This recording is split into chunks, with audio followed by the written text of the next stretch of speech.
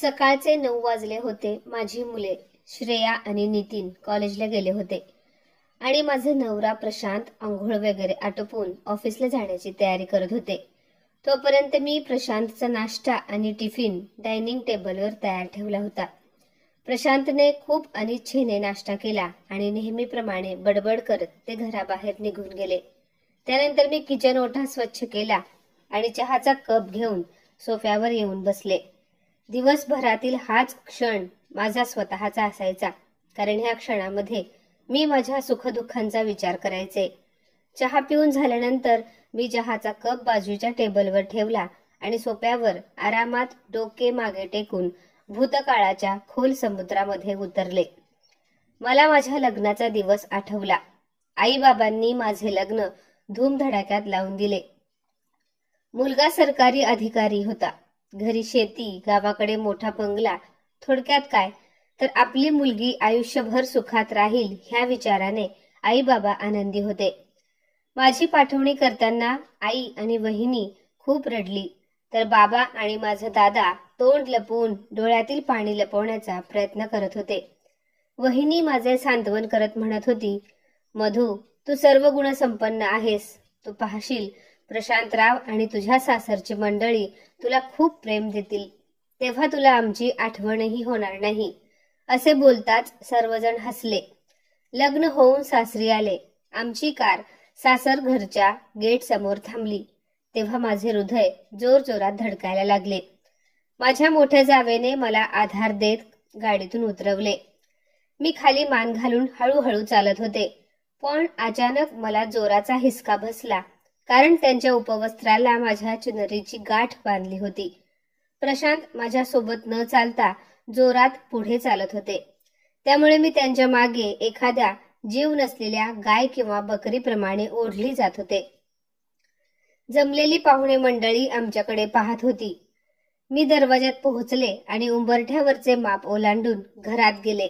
तेव्हा जावेने आम्हा दोघांना सोफ्यावर बसवले, पण माझा नवरा मिनिटभरही माझ्या शेजारी बसला नाही.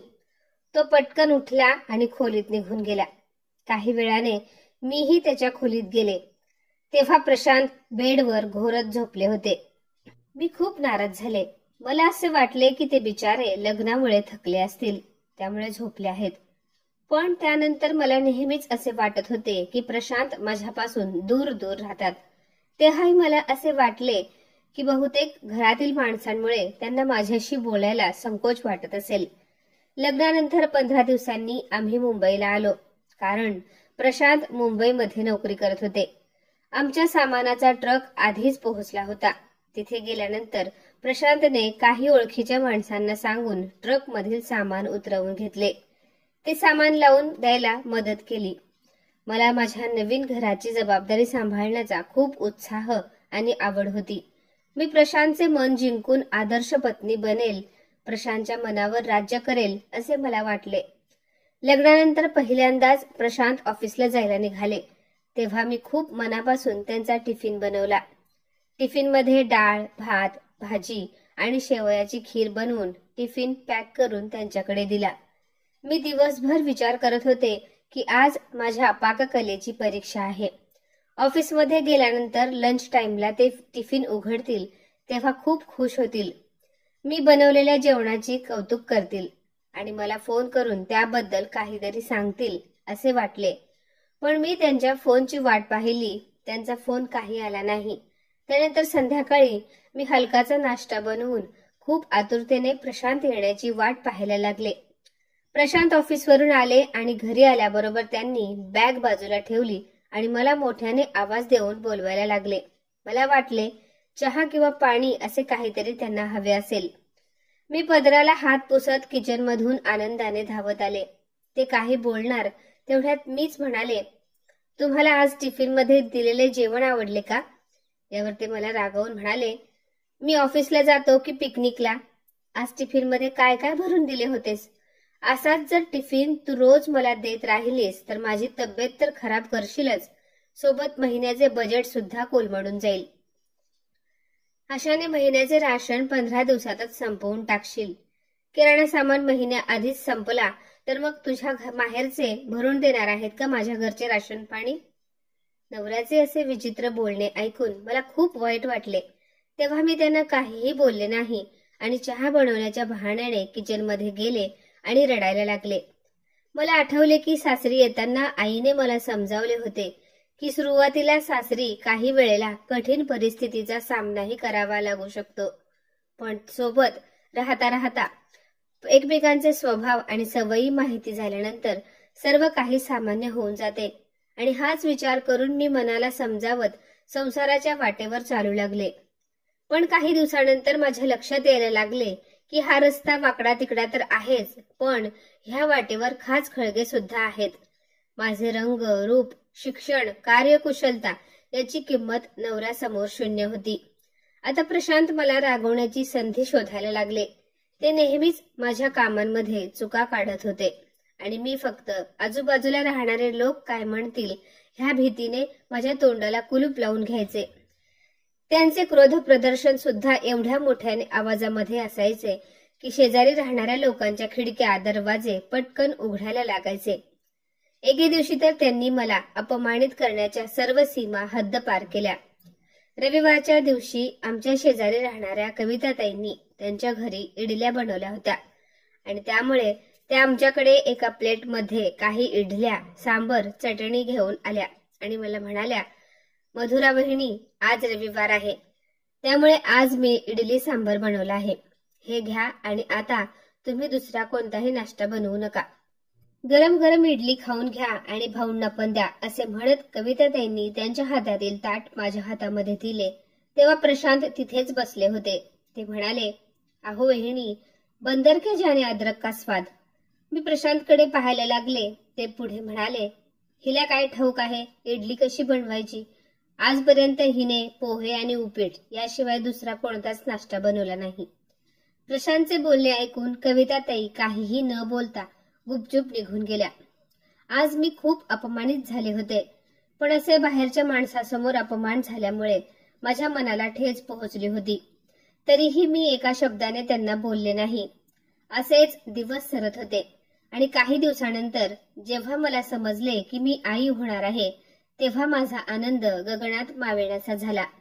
मी विचार केला, जेव्हा प्रशांतला मी ही आनंदाची बातमी सांगेन तेव्हा ते किती खुश होतील. ते त्यांचा सगळा राग झटक्यात विसरून जातील. प्रशांत संध्याकाळी ऑफिसवरून घरी आले. ते टीव्ही पाहत बसले होते. तेव्हा चहाचा कप त्यांच्या हातात देत मी म्हणाले की तुम्ही बाबा होणार आहात. पण ही आनंदाची बातमी ऐकल्यानंतरही त्यांना आनंद होण्याऐवजी ते म्हणाले, अरे देवा, एवढ्या लवकर हे संकट. पण त्यानंतर त्यांनी काहीतरी विचार केला आणि म्हणाले, ठीक आहे, 2 महिन्यानंतर तुझ्या माहेरच्या माणसांना सांग, ते तुला येऊन माहेरी घेऊन जातील. डिलिव्हरी सुद्धा तिथेच होईल. तेव्हा मी त्यांना घाबरत म्हणाले, मी गेल्यानंतर मग तुमची देखभाल कोण करेल. यावर ते पुन्हा रागाने म्हणाले, तुला जेवढे सांगितले आहे तेवढेच करत जा, वायफळ बडबड करत जाऊ नकोस, मूर्ख कुठली. माझ्या मनात अनेकदा यायचे की ह्यांना विचारावे, तुम्ही मला नेहमी असे रागाने का बोलता. पण त्यांचा रागीट चेहरा पाहिला की त्यांना काहीही विचारण्याचे धाडस होत नव्हते. 4था महिना लागल्यानंतर मला माहेरी घेऊन जायला माझा भाऊ आला. खरे तर इतर मुली 7व्या महिन्यात बाळंतपणाला माहेरी जातात, पण मी 3ऱ्या महिन्यानंतर माहेरी जात होते. असो, दादा माझ्या घरी पहिल्यांदाच आला होता, पण प्रशांत फक्त फॉर्मॅलिटी म्हणून दादा बरोबर बोलले. त्यानंतर काही वेळाने आम्ही निघालो आणि मला घेऊन दादा माहेरी आला. घरी आल्यावर दादा मला म्हणाला, मधू, मला तुझ्या नवऱ्याचा स्वभाव काहीसा विचित्र वाटला. हसणे तर दूर, पण मी त्यांना बोलताना सुद्धा पाहिले नाही. त्याचे बोलणे ऐकून मी पटकन त्याला म्हणाले, दादा, अरे त्यांना ऑफिसमध्ये खूप काम असते आणि त्यात माझे माहेरी जाणे या सर्व गोष्टींमुळे ते उदास झाले असतील. तेव्हा तो हसत म्हणाला, अगं मग मी काय तुझ्या घरी रोज रोज येत असतो का त्यांच्याशी बोलायला. यावर मात्र मी काहीच बोलले नाही. माहेरी सर्वांनी माझी खूप काळजी घेतली. त्या सर्वांनी आनंदी वातावरणामध्ये ठेवले.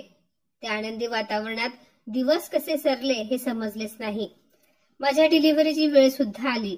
मला लेबर पेन सुरू होताच पटकन हॉस्पिटलमध्ये नेण्यात आले. बाबांनी याबद्दल प्रशांतला सांगितले खरे तर अशा वेळी माझ्या नवऱ्याने माझ्यासोबत असायला पाहिजे असे मला वाटत होते, पण त्यांना कळवूनही ते आले नाहीत. मला जुळी बाळ झाली, एक मुलगा आणि एक मुलगी. मला खूप आनंद झाला. मी देवाचे आभार मानत हात जोडले. माझा दादा आणि बाबा सर्वांना मिठाई वाटत होते. सर्वांना खूप आनंद झाला होता. तेवढ्यात निर्विकार चेहरा घेऊन प्रशांत माझ्या समोर येऊन उभे राहिले. आमच्या मुलांना पाहून त्यांच्या चेहऱ्यावर मला अजिबात आनंद दिसला नाही. ते फक्त उभे राहून मुलांकडे पाहत होते. 2 दिवस पाहुण्यांप्रमाणे थांबून पुन्हा निघून गेले, जसे की इथे येऊन त्यांनी आमच्यावर उपकार केले आहेत. जाता जाता ते बाबांना म्हणाले, 1.25 महिना झाल्यानंतर तिला सासरी पोहोचवा. मला घरातील कामांमुळे खूप त्रास होतोय. 1.25 महिना झाल्यानंतर दादा मला सासरी मुंबईला पोहोचवायला आला.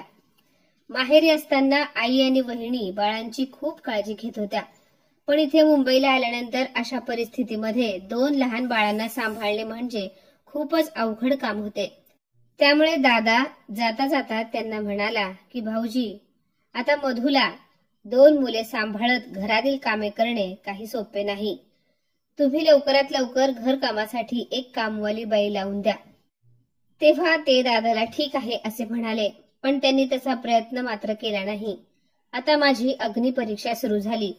कमजोर शरीरासोबत मुलांना सांभाळणे आणि घरातील सर्व कामे करणे काही खायचे काम नव्हते. घर कामासाठी कामवाली बाई ठेवण्याची शक्यता काही वाटत नव्हती. मला खूप त्रास होत होता. त्यामुळे मी एके दिवशी धाडस करून त्यांना म्हणाले, अहो, मी इथे शेजारी कविता वहिनींना विचारून पाहू का, कोणी कामवाली घरकामासाठी भेटेल का म्हणून. इकडे जवळपास बऱ्याच घरांमध्ये घरकाम करायला बायका येतात. हे ऐकून त्यांच्या कपाळावर आठ्या पसरल्या. ते मोठ्या आवाजात म्हणाले, माझी एवढी ऐपत नाही की मी घरकामासाठी कामवाली ठेवू शकेन. जर तू स्वतःला महाराणी समजत होतीस तर इकडे येताना तुझ्या माहेराहून कोणाला तरी घेऊन यायचे होतेस. त्यांचे असे बोलणे ऐकून मी स्तब्ध झाले. मी मनात म्हणाले, प्रशांत चांगल्या पोझिशनवर काम करतात, पण घर खर्च करताना एवढी कंजूसी का करतात हे काही मला समजत नव्हते. आपल्या आईसाठी, बहिणीसाठी, वहिनीसाठी तर ते मोकळ्या मनाने भेटवस्तू आणतात, त्यांना खर्च करायला पैसे देतात. आता काही दिवसांपूर्वीच सासरकडचे सर्वजण मुंबईला आले होते, तेव्हा तर त्यांनी मोकळ्या मनाने खर्च केला होता. आता हळूहळू सर्व गोष्टी माझ्या लक्षात यायला लागल्या होत्या की नवऱ्याच्या मनात माझ्याबद्दल ना प्रेम आहे ना काळजी, आणि हेच माझे नशीब म्हणून मी स्वतःला सावरले. त्यांच्या अशा स्वभावामुळे आयुष्यभर मला ह्यांच्याबरोबर तडजोड करत राहावी लागणार आहे हे तर कधीच स्पष्ट झाले होते. दिवस, महिने, वर्ष सरायला लागले. मुले सुद्धा मोठी होत होती. आता मी माझे पूर्ण लक्ष मुलांच्या संगोपनावर केंद्रित केले. मुलांकडे पाहून मी आता प्रशांत आणि त्यांच्या स्वभावाकडे लक्ष देत नव्हते. मला असे नेहमी वाटायचे की प्रशांत आजपर्यंत माझ्याबरोबर तर कधीच प्रेमाने वागले नाहीत. माझ्यासोबत कसेही वागले तरी त्यांनी आमच्या मुलांवर खूप प्रेम करावे, पण तसे काहीच झाले नाही. आता प्रशांत कोणत्या ना कोणत्या गोष्टींमध्ये नेहमीच चुका काढत होते, पण मी सर्व काही विसरून माझे काम करत होते. एके दिवशी ते मला पाहून म्हणाले, तुझ्यापेक्षा चांगल्या आणि नेटक्या तर कामवाल्या बायका राहतात. त्यांचे साधेच कपडे असतात, पण तरीही टापटीप आणि व्यवस्थित राहतात. तू तर त्यांच्यापेक्षा बावळट दिसतेस, शिकून अडाणी आहेस. तरीही मी प्रशांतचे बोलणे ऐकून शांत बसले. प्रशांत ऑफिसला गेल्यानंतर मी स्वतःला आरशात निहाळू लागले. तेव्हा मला प्रशांतचे बोलणे सुद्धा बरोबर वाटले. घर, संसार, मुले बाळे यांची जबाबदारी एकटीने सांभाळताना, या सर्वांची काळजी घेताना मी स्वतःला तर विसरूनच गेले होते. पण आज मी बऱ्याच वर्षांनी स्वतःला वेळ दिला. आंघोळ वगैरे करून फिकट निळ्या रंगाची साडी नेसली. हलकासा मेकअप करून अंगणामध्ये लावलेल्या मोगऱ्यांच्या फुलांचा गजरा बनवून केसात माळला. माझी मुले माझ्याकडे पाहून हसायला लागली, कारण माझ्या मुलांनी मला आजपर्यंत असे सजलेले सवरलेले पहिल्यांदाच पाहिले होते. तयार होऊन मी खूप आतुरतेने प्रशांतची वाट पाहायला लागले. आज मला पाहून त्यांचा राग निवळेल असे मला वाटले. पण संध्याकाळी प्रशांत ऑफिसवरून घरी आले आणि मला पाहून त्यांच्या कपाळाला आठ्या पडल्या.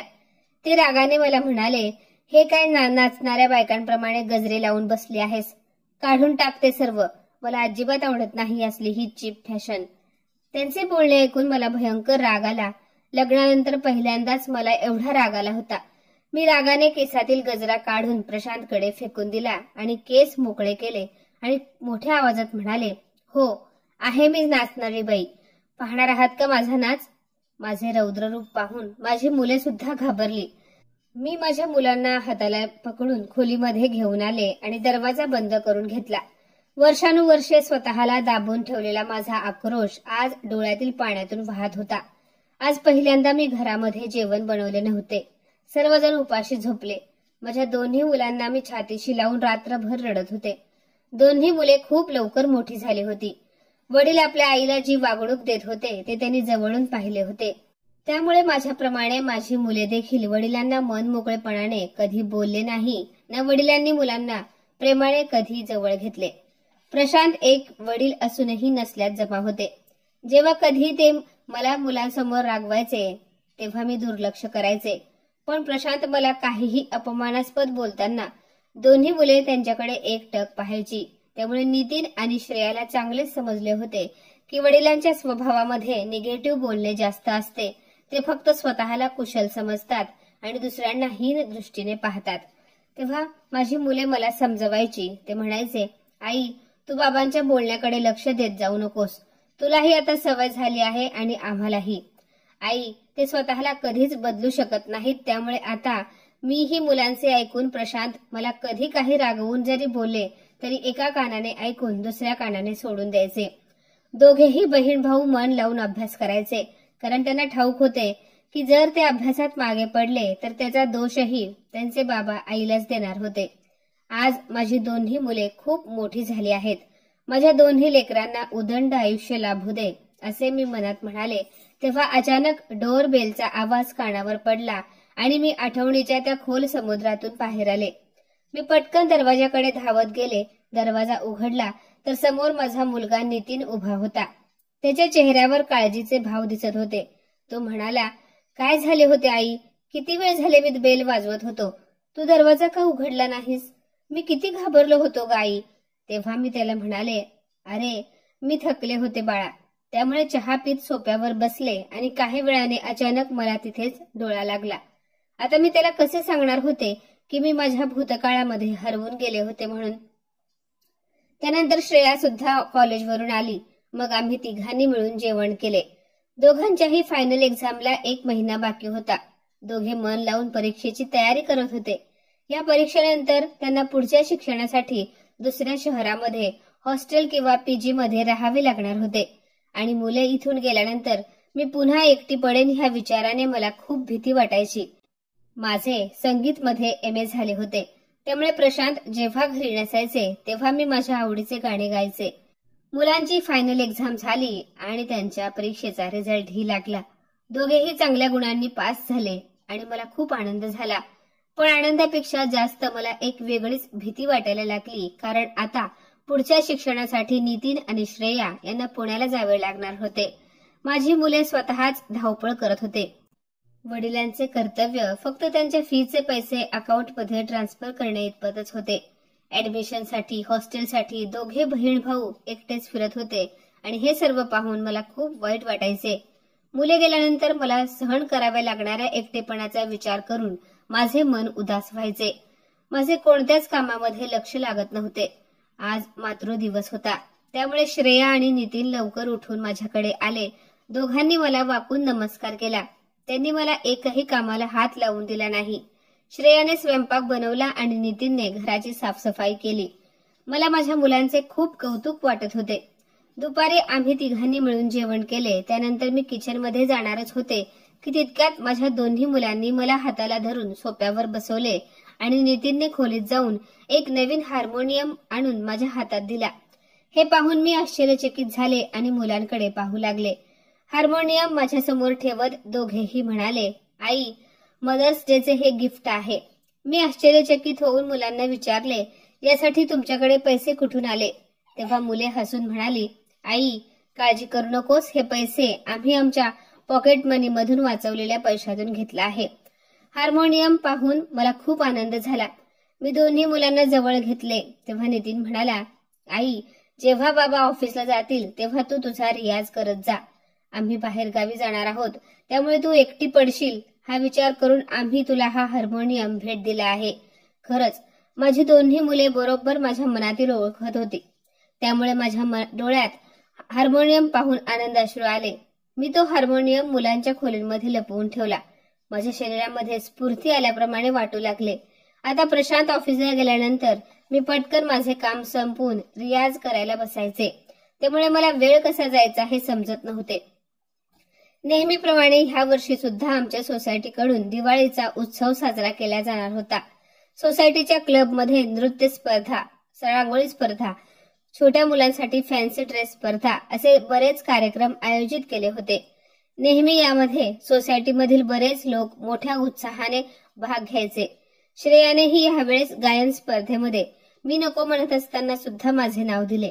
मी तिला म्हणाले, माझ्याकडून हे काही होणार नाही. तेव्हा श्रेयाने मला धीर दिला.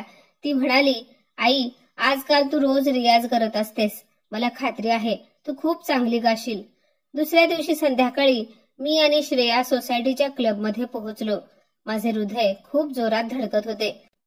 जेव्हा माझे नाव पुकारले गेले तेव्हा मी मनातल्या मनात देवाचे नाव घेऊ लागले. स्टेजवर जाताना मी माझ्या दोन्ही मुलांकडे पाहिले. ते दोघेही खूप अपेक्षेने माझ्याकडे पाहत होते. त्यांना मला यशस्वी झालेले पाहायचे होते. स्टेजवर गेल्यानंतर कोणास ठाऊक माझ्यामध्ये आत्मविश्वास कुठून आला आणि मी गायला सुरुवात केली. मी मज हरपून बसले ग हे आशा भोसले यांनी गायलेले भावगीत मी गायला लागले. हे गाणे गात असताना मी खरंच त्या गाण्यात दंग झाले. माझे गाणे सर्वांना खूप आवडले आणि मला प्रथम पुरस्कार मिळाला.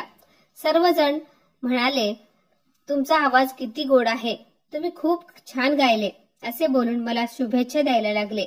तेव्हा गर्दीमध्ये रस्ता बनवत एक पुरुष पुढे आला आणि सन्मानपूर्वक अभिवादन करून मला म्हणाला, मधुराजी, मी तुमचे गाणे ऐकले आणि मला एवढे आवडले की मी तुम्हाला एक अशी विनंती करतोय की तुमच्या शहरामध्ये पुढच्या महिन्यात लायन्स क्लबच्या वतीने खूप मोठी गायन स्पर्धा आयोजित केली जाणार आहे.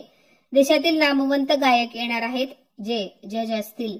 त्यातून उत्कृष्ट गायकांना निवडले जाणार आहे. मला हे सर्व नवीन वाटत होते. ते पुढे म्हणाले, जर तुम्ही या स्पर्धेत भाग घेतला तर आम्हाला खूप आनंद होईल. त्यांचे बोलणे ऐकून मी घाबरत म्हणाले, हे पहा, मी एक खूप साधारण गायिका आहे. एवढ्या मोठ्या स्पर्धेमध्ये मी जाऊ शकणार नाही, मला माफ करा. तेव्हा तो माणूस म्हणाला की मधुराजी, तुम्ही प्रयत्न तर करा. तुमच्यातील प्रतिभा, संकोच किंवा कोणत्याही भीतीमुळे लपवू नका. क्लबचे इतर सदस्य सुद्धा या प्रस्तावाला सहमत होते. मुलांनीही मला खूप आग्रह केला, त्यामुळे मी त्या गायन स्पर्धेत भाग घ्यायला तयार झाले. नितीन आणि श्रेयाला खूप आनंद झाला, पण मी मनातल्या मनात घाबरत होते, कारण मला ठाऊक होते की प्रशांतला हे अजिबात आवडणार नाही. त्यामुळे आता घरामध्ये येणाऱ्या नवीन वादळाला तोंड द्यायला मी तयार राहण्याचा प्रयत्न करत होते. शहरात ठिकठिकाणी या गायन स्पर्धेचे पोस्टर सुद्धा लावले होते. जज म्हणून येणाऱ्या संगीतकारांचे नाव आणि फोटो लावले जात होते. तसेच स्पर्धेत भाग घेणाऱ्या लोकांचे नाव सुद्धा लिहिले होते. पोस्टरवर माझे नाव पाहून नितीन श्रेयाला खूप आनंद झाला, पण प्रशांतने घरामध्ये खूप गोंधळ घातला, कारण त्यांनी ऑफिसवरून येताना पोस्टरवर माझे नाव पाहिले होते. त्यामुळे ते रागाने लाल झाले. घरामध्ये येताच मोठ्या आवाजामध्ये मला म्हणाले की तुझी एवढी हिंमत झाली की तू मला न विचारता एवढा मोठा निर्णय घेतलास. आत्ताच सांगतो, तू या स्पर्धेमध्ये अजिबात भाग घेणार नाहीस. त्यांचा मोठा आवाज ऐकून आजूबाजूच्या खिडकीमधून लोक पाहायला लागले. उद्या जाऊन तू तुझे नाव मागे घे. माझ्या घरामध्ये हे नाचगाणे मला अजिबात चालणार नाही. मी त्यांना काहीही बोलले नाही. त्यानंतर आम्ही सर्वजण शांत राहिलो. सर्वांनी जेवण केले आणि आपापल्या खोलीमध्ये जाऊन झोपलो. दुसऱ्या दिवशी स्पर्धेचा दिवस होता. प्रशांतमुळे माझे मन त्या स्पर्धेत जाण्यासाठी तयार नव्हते, पण माझ्या मुलांनी मला पाठिंबा दिला. नितीन म्हणाला, आई, अशी संधी पुन्हा पुन्हा मिळणार नाही. स्पर्धेच्या दिवशी आम्ही तिघांनी प्रशांत ऑफिसवरून घरी येण्याआधी बाहेर जाण्यासाठी एक योजना बनवली. मी माझ्या आवडीची गुलाबी रंगाची शिफॉन साडी नेसली, हलकासा मेकअप केला आणि तयार झाले. प्रशांत घरी येण्याआधीच आम्ही तिघेही शहरातील टाउन हॉलमध्ये जाऊन पोहोचलो. नामवंत गायक गायिका आणि संगीतकार यांचे अनोखे संमेलन होते. ज्या गायकांचे, संगीतकारांचे याआधी फक्त नावच ऐकले होते, टीव्हीवर पाहिले होते, आज त्यांना प्रत्यक्षात पाहताना विश्वास बसत नव्हता. काही वेळातच कार्यक्रमाला सुरुवात झाली. माझी टर्न आल्यानंतर मुलांनी मला गळ्यात पडून शुभेच्छा दिल्या. मी आत्मविश्वासाने स्टेजवर गेले. राजस्थानचे प्रसिद्ध लोकगीत केसरिया बालमा आओ सो पधारो मारुदेस हे गाणे गायला सुरुवात करताच पूर्ण हॉलमध्ये शांतता पसरली. सर्वजण मग्न होऊन माझे गाणे ऐकत होते. मी सुद्धा अगदी मनापासून गायले. संगीत लहरीमध्ये बुडाले. त्यानंतर स्पर्धेत भाग घेतलेल्या इतर स्पर्धकांनी देखील खूप छान गायले. कार्यक्रम संपल्यानंतर मी माझ्या मुलांसह रिक्षाने जायला निघाले तेव्हा माझी नजर गेट समोर उभ्या असलेल्या प्रशांतवर पडली.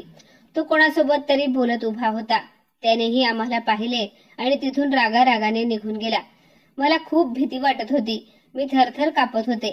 श्रेयाने माझ्या हातावर हात ठेवला आणि म्हणाली, आई तू अजिबात घाबरू नकोस. पण आज घरी गेल्यानंतर नक्कीच काहीतरी तमाशा होणार होता. आम्ही घरी पोहोचलो तेव्हा प्रशांत घरी आला नव्हता. मी मुलांना जेवण दिले आणि त्यांना त्यांच्या खोलीमध्ये पाठवले. तेवढ्यात प्रशांत घरी पोहोचले आणि ते माझ्यावर जोरात ओरडले. म्हणाले, केलास ना माझ्या इज्जतीचा पंचनामा? तुझी हिंमत कशी झाली घरातून बाहेर पडण्याची? मी काहीही बोलले नाही. शांतपणे खाली मान घालून बसले होते. तेवढ्यात प्रशांत पुढे आले आणि मला म्हणाले, आता मी तुझ्यासोबत एका छताखाली राहू शकत नाही. तू तुझ्या माहेरी जाऊ शकतेस. हे ऐकून मी स्तब्ध झाले. मला ठाऊक होते की ते हेच वाक्य बोलणार म्हणून. आज माझ्या स्वाभिमानाला खूप मोठी ठेच पोहोचली होती. 23 वर्ष कशाचीही अपेक्षा न करता मी माझे काम करत राहिले होते. आज फक्त एक क्षण मी माझ्या स्वतःच्या आनंदासाठी खर्च केला तर एवढे मोठे वादळ आले होते. जर ह्या वयामध्ये मी माहेरी गेले तर लोक काय म्हणतील हा विचार मनात यायला लागला. दुसऱ्या दिवशी सकाळी रोजच्या प्रमाणे मी माझ्या कामाला लागले. अजूनही मनामध्ये विचारांची सुनामी तशीच होती. मुले पुण्याला जाण्यासाठी आणखी 2 दिवस बाकी होते. माझा पूर्ण प्रयत्न हा होता की माझी मुले आनंदाने इथून जावीत. आज पहिल्यांदा प्रशांतने मौन व्रत धारण केले आणि ते ऑफिसला निघून गेले. मी मुलांना पाठवण्याच्या तयारीला लागले होते. अचानक माझा मोबाईल वाजला. मुंबईवरून फोन आला होता. कालच्या गीत संगीत कार्यक्रमांमध्ये सामील झालेल्या एका मोठ्या संगीतकाराचा म्हणजे श्री कृष्णकांत वर्मांचा फोन होता. ते म्हणाले, मधुराजी, कालच्या कार्यक्रमामध्ये मी तुमचे गाणे ऐकले. मला तुमचा आवाज खूप आवडला. मला 2 सिनेमांमध्ये संगीत द्यायचे आहे आणि त्यासाठी मला फिमेल गाणे तुमच्याकडून गाऊन घ्यायचे आहे. कृपया माझा प्रस्ताव स्वीकारा आणि उद्या संध्याकाळपर्यंत ह्याच नंबरवर फोन करून तुमचे उत्तर कळवा. मी सांगू इच्छितो की अशी संधी बऱ्याच लोकांना खूप संघर्ष केल्यानंतरही मिळत नाही. असे बोलून त्यांनी फोन ठेवला. मी स्तब्ध झाले आणि जमिनीवर बसले. मला असे बसलेले पाहून माझी मुले घाबरली. त्यांनी मला प्यायला पाणी दिले आणि विचारले, आई काय झाले? सर्व काही ठीक आहे ना? कोणाचा फोन आला होता? मी काहीही बोलू शकत नव्हते. काही वेळाने सर्वसामान्य झाल्यानंतर मी मुलांना फोन बद्दल सांगितले. दोघांनाही खूप आनंद झाला. ते आनंदाने नाचायला लागले. आई कमाल झाली. तुला हे सेलिब्रेट करायला हवे. तू उद्याच त्यांना तुझा होकार कळव आणि तुझे पुढचे आयुष्य कोणालाही न घाबरता जग. मी त्यांचे बोलणे मध्येच अर्धवट थांबवत म्हणाले, नितीन, तुला तुझ्या बाबांचा स्वभाव माहिती आहे ना? ते कधीही तयार होणार नाहीत. तेव्हा नितीन म्हणाला, आजपर्यंत तर तू त्यांची मर्जी सांभाळत आली आहेस. आई मला सांग, तुला काय मिळाले यातून? फक्त अपमान, लाचारी. आम्ही लहानपणापासून पाहत आलो आहोत.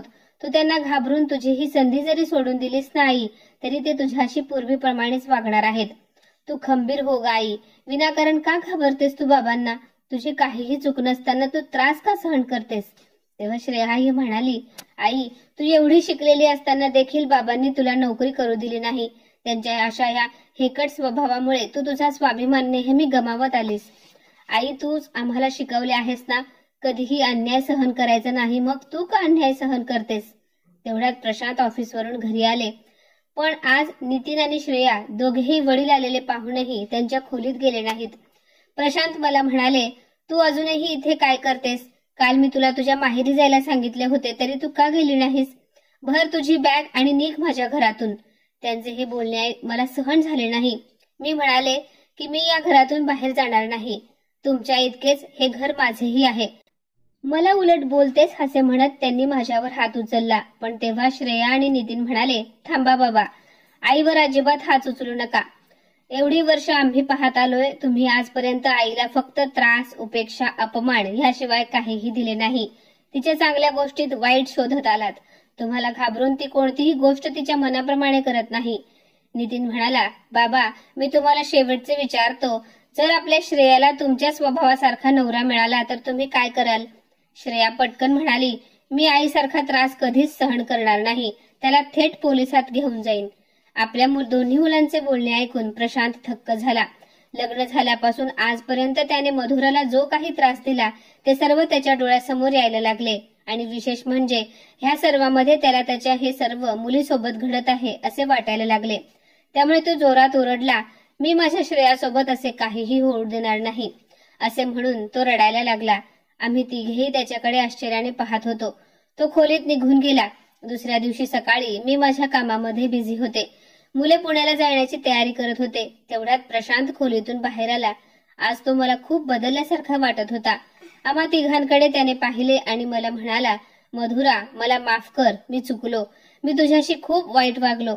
खरे तर मी कधीच तुला कोणत्याही गोष्टींमध्ये स्वातंत्र्य दिलेच नाही. आणि काल जेव्हा नितीनने माझे डोळे उघडले तेव्हा मला वाटले की उद्या जर माझ्या मुलीला माझ्या स्वभावासारखा मुलगा नवरा म्हणून मिळाला तर तिचेही तुझ्याप्रमाणे हाल होतील. त्यावेळेस माझ्या काळजात धस्स झाले. कोणत्याही बापाला आपल्या मुलीला होणारा त्रास कधीही पाहणार नाही. तू खूप सहन केले आहेस. खरे तर माझी चूक अक्षम्य आहे, तरीही मला माफ कर. नेहमी पुरुषी अहंकार बाळगून असणारा प्रशांत आज एकदम सौम्य भाषेमध्ये बोलत होता. मी त्याच्याकडे पाहायला लागले. तो पुढे म्हणाला, काल मला नितीनने सांगितले की तुला कोणीतरी सिनेमामध्ये गाण्यासाठी ऑफर दिली आहे, तर तू त्यांना होकार कळव. आता मी तुला थांबवणार नाही. तुला यापुढे मन मारून जगू देणार नाही. बाबांचा बदललेला स्वभाव पाहून नितीन आणि श्रेया प्रशांतच्या गळ्यात पडले.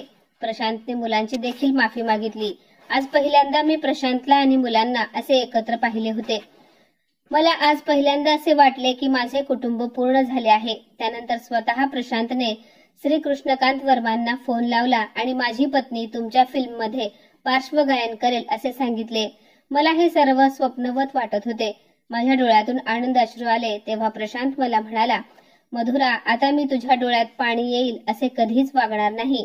असे बोलून प्रशांतने मला मिठी मारली. श्रेया नितीनला पुढच्या शिक्षणासाठी पुण्यातच राहावे लागणार होते. त्यामुळे प्रशांतने पुण्यातच 2 BHK फ्लॅट विकत घेतला आणि काही दिवसांनी त्याने पुण्यातच बदली करून घेतली. आम्ही नवीन घरात गृहप्रवेश केला. मी आणि प्रशांतने जणू आमच्या नवीन आयुष्याला सुरुवात केली. आता आमच्या आयुष्यात फक्त आनंद होता.